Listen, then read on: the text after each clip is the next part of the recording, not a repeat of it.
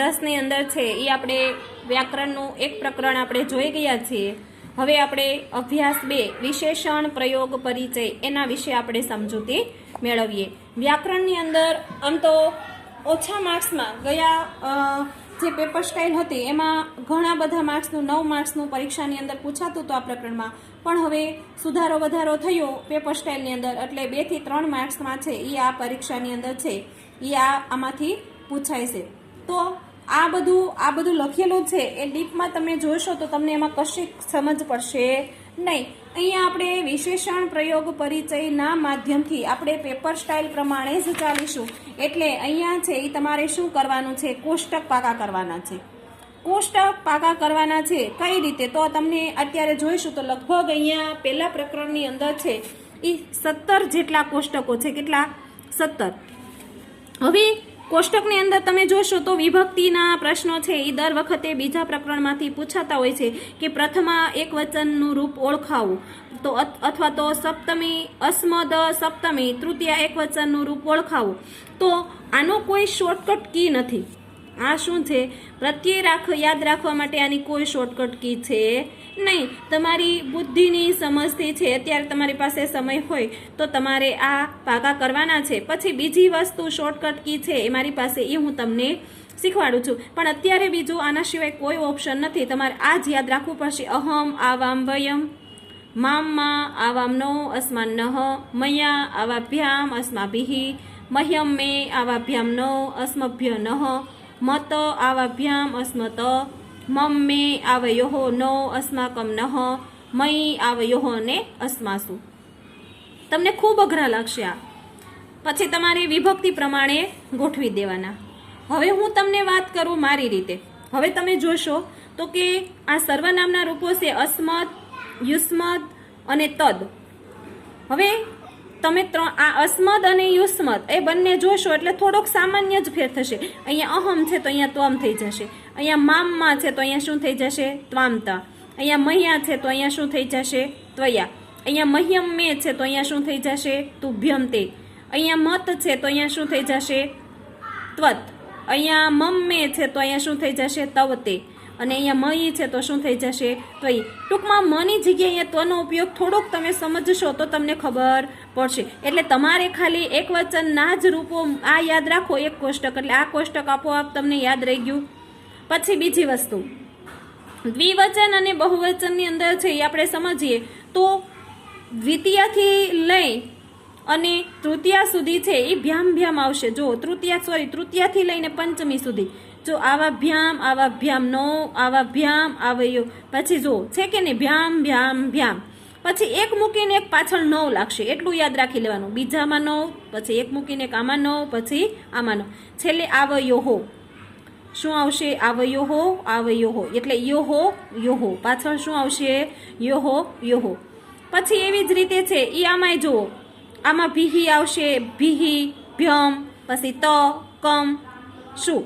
હંમેશા સપ્તમી બહુવચન છે એમાં શું જ આવશે? બધાની અંદર સરખું જ છે એ આવશે. હંમેશા ત્રીજી, ચોથી અને પાંચમી વિભક્તિની અંદર છે એ પાછળ દ્વિવચનમાં ભ્યામ લાગેલું હશે.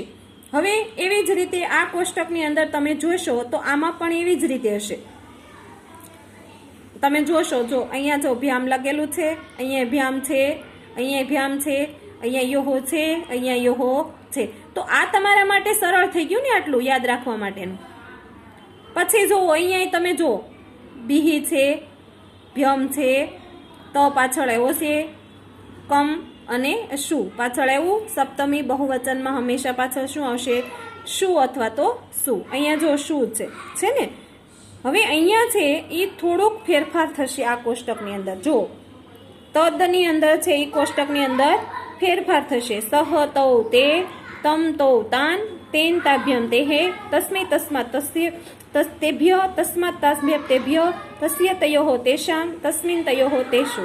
એમ જ તમારે યાદ રાખવું પડશે. અને આ એક વચનનું કોષ્ટક તમારે યાદ રાખી લેવાનું, પણ દ્વિવચનમાં તો તમને યાદ રહી જશે. બહુવચનમાં ભ્યામ, યોહો. ખાલી આ જ તમારે મગજમાં ફિટ કરવાનો છે.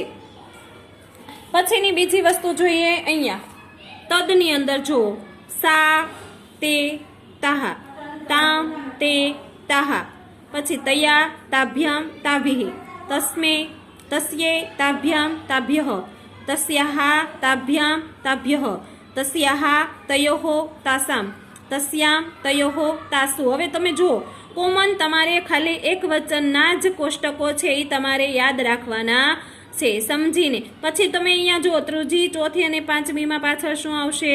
ભ્યામ. અને છઠ્ઠી સાતમીમાં શું આવશે? યહો. એવી જ રીતે અહીંયા જુઓ ત્રીજીમાં બહુવચનમાં ભીહિ, ભ્યહ, ભ્યહ અને આમ. એ આમાં બધી ફરતું રહેશે એટલે તમારે ન છૂટકે તમારે કોષ્ટક જ મોઢે કરવા પડશે. અને શું આવશે? શું. તો આ છે એ 3 થી 4 માર્ક્સની અંદર પૂછાતું હોય છે. એટલે જનરલી હું તમને એટલી સલાહ આપું કે આ બધા કોષ્ટક આવી રીતે મોઢે ન યાદ રહે તો તમારે બધા કોષ્ટકના એક વચનના રૂપો છે એ પાકા કરવાના. આ કોષ્ટકના બધા જ એક વચનના રૂપો છે એ તમારે પાકા કરવાના. બીજી વસ્તુ કે બધા ગૌણ કોષ્ટકની બધાની અંદર ગૌણ બાબત છે એ તો કે સમાન બાબત છે. તાભ્યામ તાભ્યામ, ભ્યામ ભ્યામ ભ્યામ, યોહો યોહો. એટલે તમને દ્વિવચન તો તમને યાદ રહી જ ગયું.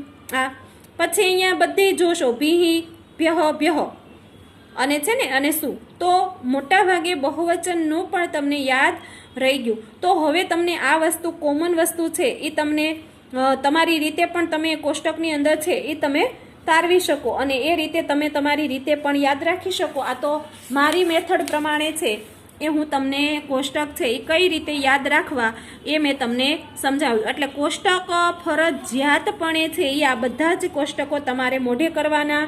હવે આ બધા જ કોષ્ટકો છે એ તમારે મોઢે કરવાના છે.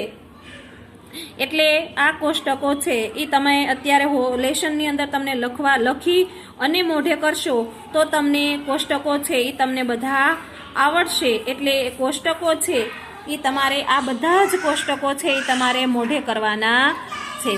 પરીક્ષાની અંદર છે એ જ્યારે દિવાળી પછી જ્યારે સ્કૂલ ખુલશે ત્યારે આ પ્રકરણ વિશે છે એ તમે નજર સમક્ષ હશો ત્યારે કોઈક એક વ્યક્તિ આવે શીખવા અને પછી પાછું માં શીખવાડું એમાં તમને મજા ન આવે.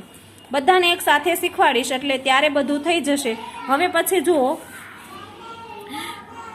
નીચેના રૂપો છે એની ખાલી જગ્યા પૂરો એનું આપણે થોડુંક ઉદાહરણ જોઈ લઈએ એટલે તમને ખબર પડે અને થોડાક પ્રશ્નો છે એ તમને પરીક્ષાની અંદર કઈ રીતે પૂછાય એ પણ તમને હું જણાવી દઈશ.